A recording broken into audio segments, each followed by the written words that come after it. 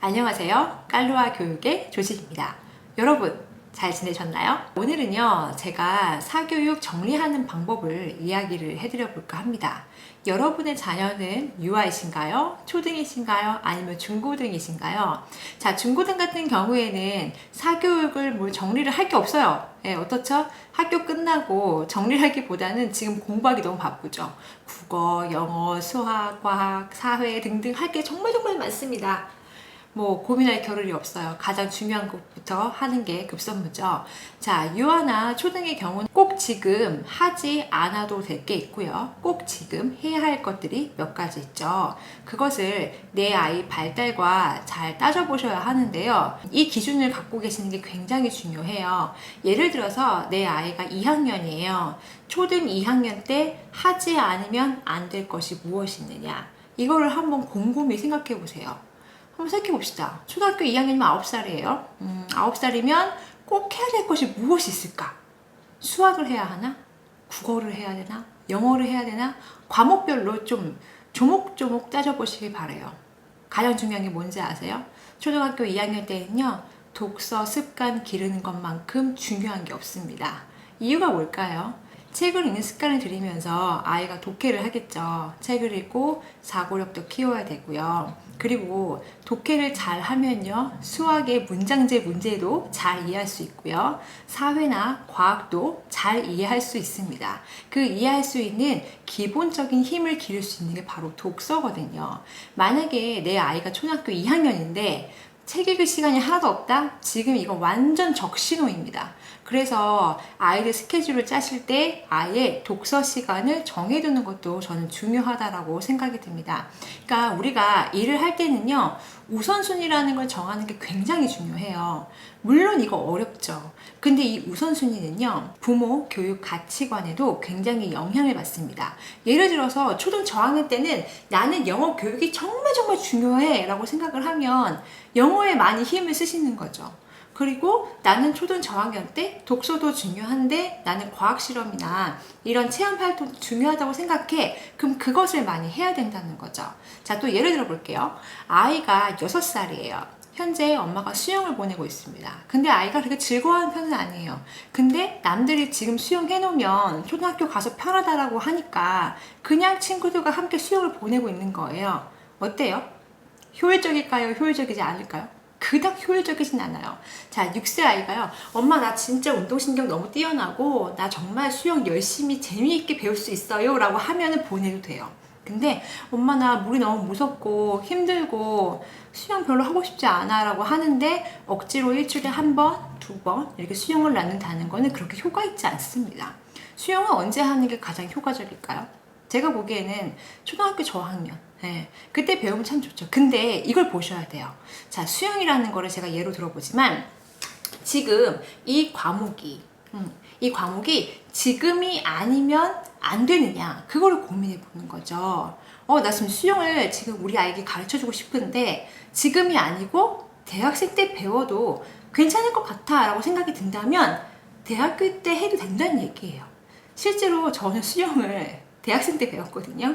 그때 한 2달 바짝 개인 강습 받으면서 많이 배웠습니다. 그거를 가지고 지금도 쓸 수 있죠. 근데 수영 같은 과목들은 일찍 배우면 좋은 점이 많긴 하더라고요. 요즘 아이들은 여행도 많이 다니고 물놀이도 많이 하니까 해놓으면 좀 편한 게 있겠죠. 그리고 3학년 때 생존 수영을 하니까 물론 그때 수영하는 영법과는 크게 관계는 없지만 물에 대한 좀 두려움이 없다는 거, 그런 정도만 돼도 좋지 않을까라는 생각이 듭니다. 그러니까 여러분은 어떤 교육을 하고 싶을 때 이 교육이 지금이 아니면 안 되냐, 이거를 한번 생각해 봤으면 좋겠어요. 자, 초등학교 3학년 친구에게 영어 학원을 갈까요 말까요 이걸 고민하시는 분이 있어요. 일단 이렇게 학원을 갈까요 말까요 고민이 되면 어떻게 해야 될까요? 정답은 뭐죠? 안 가는 겁니다. 자, 학원을 선택할 때 이렇게 고민이 된다면 보내도 고민이에요. 보내도.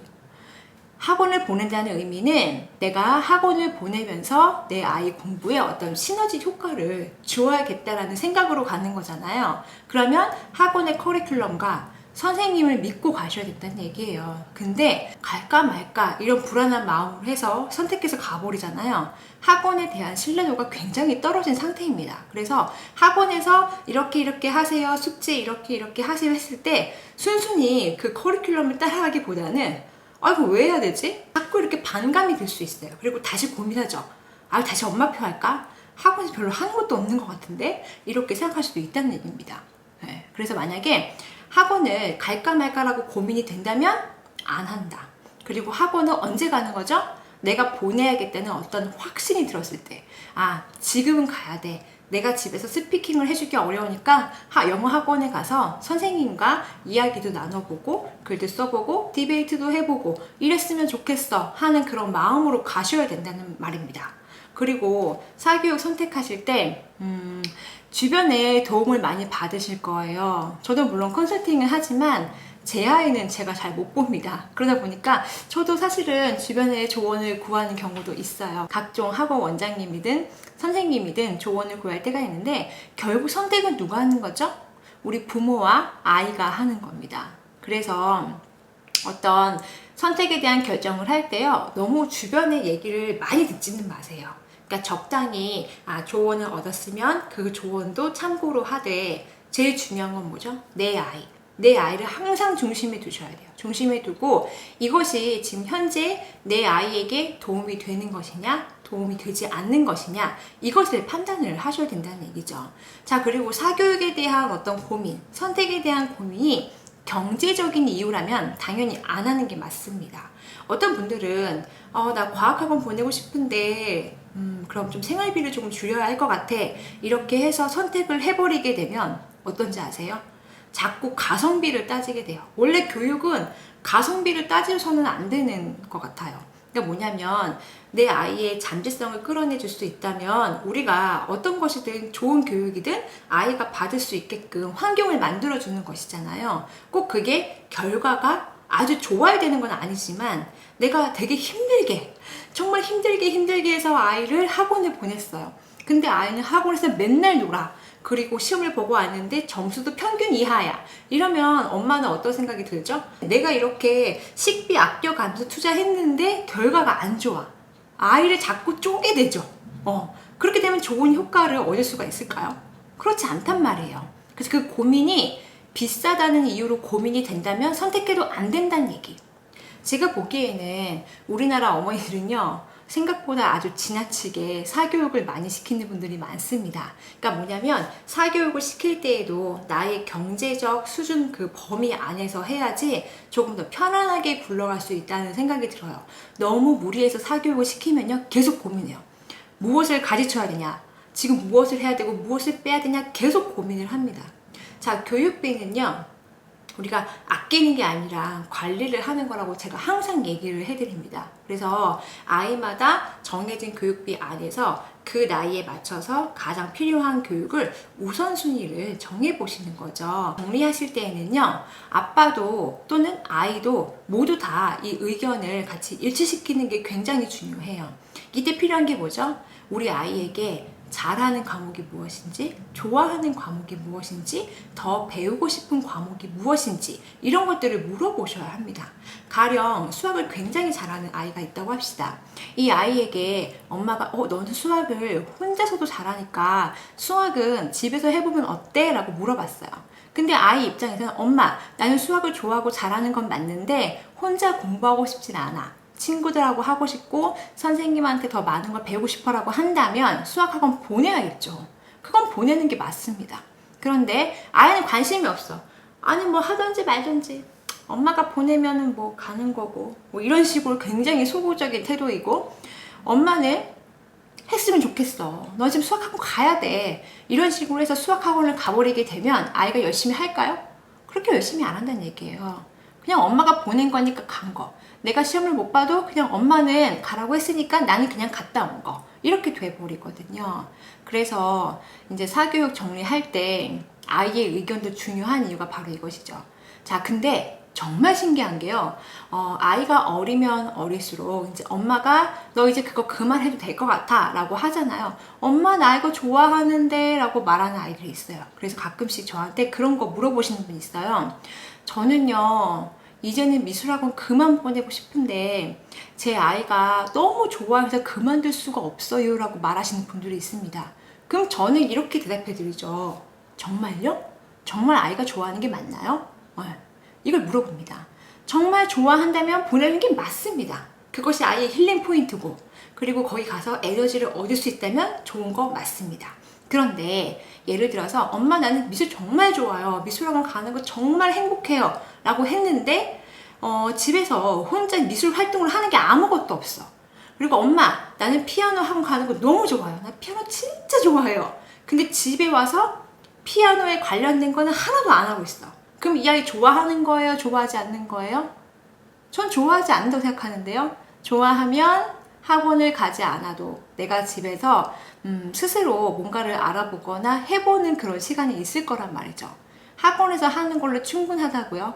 아니면 그 아이는 그 학원이 어떻게 보면은 엄마의 눈을 벗어날 수 있는 그런 공간이 될 수 있을 거라 생각이 들고, 그리고 친구들과 즐거운 시간을 보낼 수 있는 그런 포인트 장소가 될 수 있다고 생각이 듭니다. 그런 이유로 뭐 보내시는 분들도 있기는 합니다. 가서 스트레스 풀고 와. 너는 그림으로 스트레스를 푸니까 거기서 풀고 와 라고 하는 경우도 있죠. 있는데 또 반면에 너무 모범생인 아이들은요, 미술학원이나 피아노 가서도 스트레스 받더라고요. 거기서도 엄청 잘해야 되거든요. 피아노도 열심히 쳐야 되고, 그림도 완벽하게 제 시간 안에 다 그려야 하는 거죠. 그런 것처럼. 그렇습니다. 그래서 그걸 보셔야 돼요. 얘가 정말 좋아하는 거냐. 그러면 아이하고 정말 진지하게 대화를 나눠보셔야겠죠. 그리고 아이들 심리는 그런 게 있어요.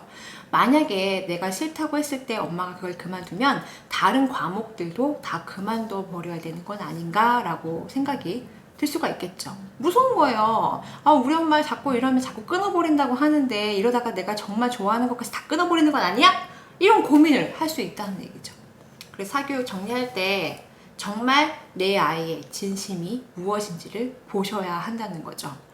저도 저희 아이하고 얘기를 많이 해봤어요. 저도 얼마 전에 과학학원을 그만두긴 했는데 뭐 여러 사정에 의해서 그만두게 되었습니다.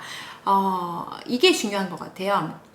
엄마 나 과학 좋아하고 정말 재미있게 잘 다녔는데 왜 그만두는 거야? 라고 물어보겠죠. 네, 근데 엄마의 생각으로는 도움이 되지 않는다고 판단이 되고 시간 낭비라는 생각이 드니까 아이를 사실 설득을 한 겁니다. 뭘로 설득했을까요, 제가?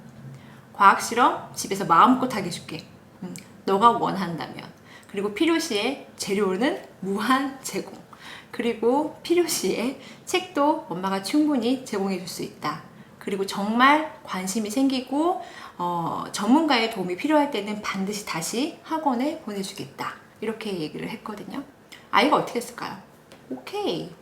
되게 좋아합니다. 오늘 아침에도 무슨 YG만 관련된 무슨 실험 상자 꺼내서 아빠랑 한다고 하더라고요. 그런 것처럼 좋아하면 아이가 언제든지 할 수 있거든요.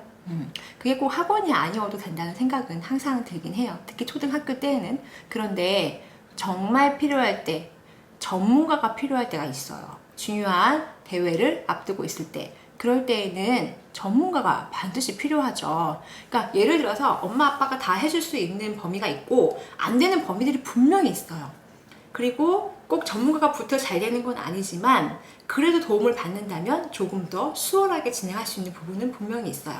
그래서 여러분께서는 너무 아이가 어릴 때요, 전 과목을 골고루 다 해야겠다는 생각보다는 일단은 내 아이가 잘하고 좋아하고 관심 있는 것, 이런 과목들을 먼저 위에 적어 보시길 바래요. 그래서 그 과목들을 우리가 학원을 보낼 것인지 아니면 집에서 할 것인지 이런 것도 한번 정해 보시고요. 가장 기준은 뭐라고요? 제가 처음에 말씀드렸죠. 지금이 아니면 안 될 거, 꼭 지금 해야 되는 거, 그 리스트를 한 3가지 정도로 작성을 해보시고 이것을 중심으로 이제 유지를 하고 나머지는 시기별로 필요할 때 시킨다라고 볼 수 있을 것 같아요. 자, 마지막으로 사교육 정리하기가 가장 힘든 이유는요, 예체능 때문입니다. 맞습니까? 동의하시나요? 맞아요. 우리가 국어, 영어, 수학은 항상 해야 된다라는 생각을 하지만 예체능도 초등 저학년이 아니면 할 시간이 없잖아요. 이거도 어느 정도는 해야 되는 거 아닌가요? 이렇게 생각을 합니다. 맞아요. 근데 예체능이요, 아이들에게 좋은 경험을 해주는 거는 맞다고 생각해요.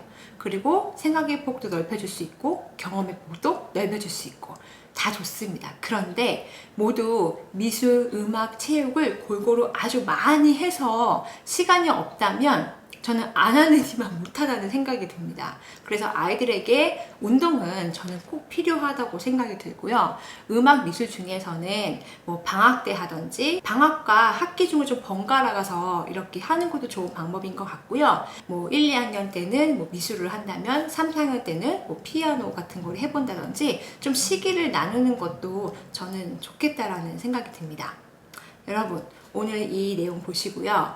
현재 하고 있는 사교육도 한번 정리를 해보시고 필요 없는 것은 용기를 내세요. 용기를 내고 과감하게 가지치기 해도 된다는 생각이 듭니다. 지금 당장 그거 안 한다고 해서 내 아이가 수준이 떨어지거나 그렇게 되지는 않잖아요. 그러니까 너무 걱정하시지 말라는 얘기입니다. 아시겠죠? 학원은 정말 필요할 때 가는 것입니다.